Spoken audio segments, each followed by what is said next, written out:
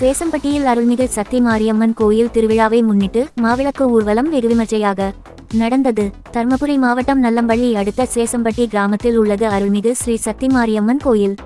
இக்கோயில் திருவிழா கடந்த 24ஆம் தேதி கொடியேற்றுதலுடன் விழா துவங்கியது.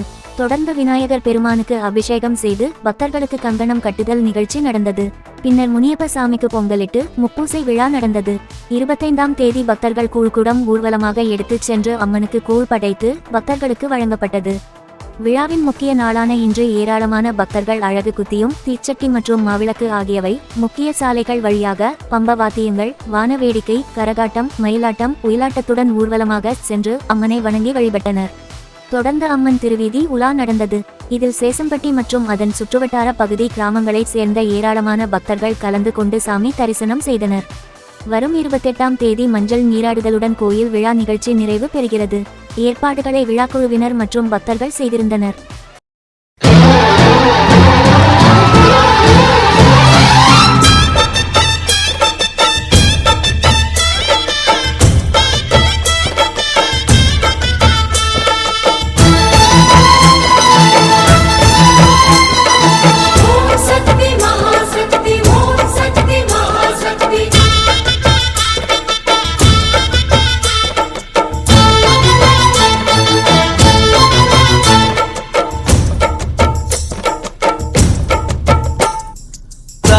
திரிசூலி அங்காள மாறி ஓங்காரி மாரியம்மா அலங்காரி பூமாரி வாடியம்மா.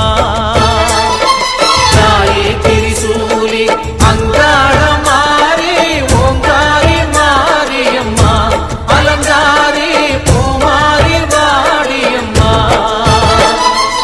ஓ